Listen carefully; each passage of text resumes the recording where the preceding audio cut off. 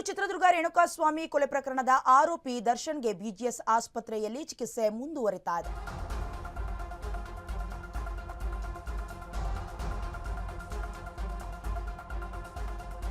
ದರ್ಶನ್ ಆಸ್ಪತ್ರೆಯ ಬೆಡ್ ಮೇಲಿರುವ ಫೋಟೋ ಸದ್ಯ ವೈರಲ್ ಆಗಿದೆ.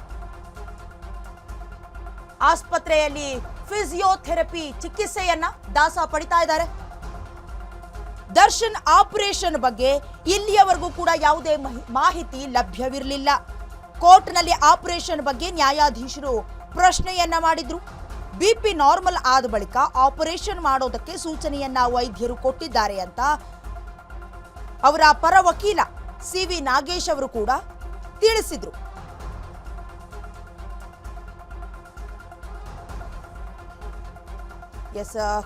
ಚಿತ್ರದುರ್ಗ ರೇಣುಕಾಸ್ವಾಮಿ ಕೊಲೆ ಪ್ರಕರಣದಲ್ಲಿ ಏನು ದರ್ಶನ್ ಅವರು 6 ವಾರಗಳ ಮಧ್ಯಂತರ ಜಾಮೀನ ಮೇರೆಗೆ ಹೊರಗಿದ್ರು. ಇದೀಗ ದರ್ಶನ್ ಅವರು ಚಿಕಿತ್ಸೆಯನ್ನ ಪಡೆಯುವಂತಹ ಒಂದು ಫೋಟೋ ವೈರಲ್ ಆಗಿದೆ. ಅಂದ್ರೆ ಆಸ್ಪತ್ರೆಯಲ್ಲಿ ಯಾವ ಒಂದು ಚಿಕಿತ್ಸೆ ಪಡಿತಾ ಇದ್ದಾರೆ ಅದ್ರ ಬಗ್ಗೆ ಯಾವುದೇ ಮಾಹಿತಿ ಕೂಡ ಇಲ್ಲ. ಇದ್ರ ಬಗ್ಗೆ ಹೆಚ್ಚಿನ ಡೀಟೇಲ್ಸ್ ಅನ್ನ ಕೊಡ್ತಾರೆ ನಮ್ಮ ಪ್ರತಿನಿಧಿ ಶರತ್. ಶರತ್, ಏನು ಮಧ್ಯಂತರ ಜಾಮೀನಿನ ಮೇಲೆಗೆ ಹೊರಗೆ ಬಂದ ಮೇಲೆ ದರ್ಶನ್ ಅವರ ಯಾವುದೇ ಒಂದು ಕೂಡ ಲಭ್ಯವಿರಲಿಲ್ಲ. ಜೊತೆಗೆ ಆಪರೇಷನ್ ಮಾಡೋದಕ್ಕೆ ಕೂಡ ಸಿವಿ ನಾಗೇಶ್ ಅವರು ಬಿಪಿ ನಾರ್ಮಲ್ ಆದ್ಮೇಲೆ ಆಪರೇಷನ್ ಮಾಡೋದಕ್ಕೆ ವೈದ್ಯರು ಸೂಚನೆಯನ್ನ ಕೊಟ್ಟಿದ್ದಾರೆ ಅಂತ ಕೂಡ ನ್ಯಾಯಾಧೀಶರಿಗೆ ತಿಳಿಸಿದ್ರು. ಇದ್ರ ಬಗ್ಗೆ ಹೆಚ್ಚಿನ ಡೀಟೇಲ್ಸ್ ಅನ್ನ ನೀವು ಕೊಡೋದಾದ್ರೆ. ಖಂಡಿತವಾಗಿ ರೇಣುಕಾಸ್ವಾಮಿ ಕೊಲೆ ಪ್ರಕರಣದಲ್ಲಿ ದರ್ಶನ್ ಏನು ಜೈಲುವಾಸವನ್ನು ಅನುಭವಿಸ್ತಾ ಇದ್ರು. ಇದೀಗ ಮಧ್ಯಂತರ ಜಾಮೀನಿನ ಮೇಲೆ ಬೆನ್ನು ನೋವಿನ ಸಮಸ್ಯೆ ಇದೆ ಅನ್ನುವಂತ ಒಂದು ಕಾರಣವನ್ನ ನೀಡಿ ಹೊರಗಡೆ ಬಂದಿದ್ದಾರೆ. ಇನ್ನು ಬಿಜಿಎಸ್ ಆಸ್ಪತ್ರೆಯಲ್ಲಿ ಅವರಿಗೆ ಚಿಕಿತ್ಸೆ ಕೂಡ ಮುಂದುವರಿತಾ ಇದೆ.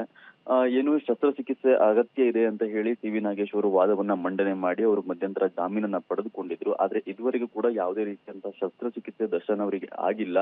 ಫಿಸಿಯೋಥೆರಪಿ ಚಿಕಿತ್ಸೆ ಮಾತ್ರ ಸದ್ಯಕ್ಕೆ ನಡೀತಾ ಇರುವಂತದ್ದು. ಅದಕ್ಕೆ ಸಂಬಂಧಪಟ್ಟಂತೆ ದರ್ಶನ್ ಬಿಜಿಎಸ್ ಆಸ್ಪತ್ರೆಯ ಒಳಗಿರುವಂತ ಒಂದು ಫೋಟೋ ಎನ್ನಲಾಗಿರುವಂತ ಈ ಫೋಟೋ ವೈರಲ್ ಆಗ್ತಾ ಇದೆ. ಹಾಗೆ ಇದೊಂದು ಈ ಫೋಟೋ ಅಶ್ವವೇಗ ನ್ಯೂಸ್ಗೂ ಕೂಡ ಲಭ್ಯವಾಗಿರುವಂತದ್ದು.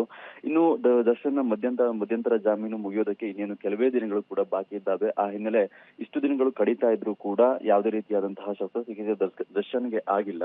ಇನ್ನು ಬೆನ್ನು ನೋವಿನ ಸಮಸ್ಯೆಯಿಂದ ಬಳಲ್ತಾ ಇರೋದ್ರಿಂದ ಎರಡೂ ವಿಚಾರಣೆಯ ವೇಳೆಯಲ್ಲೂ ಕೂಡ ದರ್ಶನ್ನ ಈ ಆಪರೇಷನ್ ಬಗ್ಗೆ ನ್ಯಾಯಾಲಯದಲ್ಲಿ ಚರ್ಚೆ ಆಗಿತ್ತು. ಚರ್ಚೆ ಆದಂತಹ ಸಮಯದಲ್ಲಿ ಮೊದಲನೇ ಬಾರಿಗೆ ಒಂದು ಅಪ್ಡೇಟೆಡ್ ವೈದ್ಯಕೀಯ ವರದಿಯನ್ನ ಸಲ್ಲಿಕೆ ಮಾಡಿದಂತಹ ಸಮಯದಲ್ಲಿ ಶಸ್ತ್ರಚಿಕಿತ್ಸೆಯ ದಿನಾಂಕವನ್ನ ಉಲ್ಲೇಖ ಮಾಡಿಲ್ಲ ಅಂತ ಹೇಳಿ ಎಸ್ಪಿಪಿ ಪ್ರಸನ್ನಕುಮಾರ್ ಅವರು ಕೂಡ ಪ್ರಶ್ನೆಯನ್ನ ಮಾಡಿದ್ರು.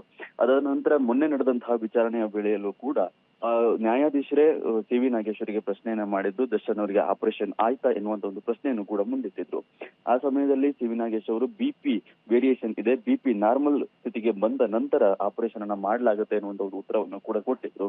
ಇನ್ನು ಯಾವ ಸಮಯದಲ್ಲಿ ದರ್ಶನ್ಗೆ ಆಪರೇಷನ್ ಆಗುತ್ತೆ, ಯಾವಾಗ ದಿನಾಂಕವನ್ನ ನಿಗದಿ ಮಾಡ್ತಾರೆ ಅನ್ನೋದು ಕೂಡ ಪ್ರಶ್ನಾರ್ಹವಾಗಿರುವಂತದ್ದು. ಹಾಗೆ ಇನ್ನೇನು ಕೆಲವೇ ದಿನಗಳಲ್ಲಿ ಮಧ್ಯಂತರ ಜಾಮೀನು ಕೂಡ ದರ್ಶನ್ಗೆ ಮುಗಿಯುವ ಹಂತದಲ್ಲಿ ಇರುವಂತದ್ದು. ಡಯಾನಾ, ಧನ್ಯವಾದಗಳು ಶರತ್ ನಿಮ್ಮೆಲ್ಲ ಮಾಹಿತಿಗಾಗಿ.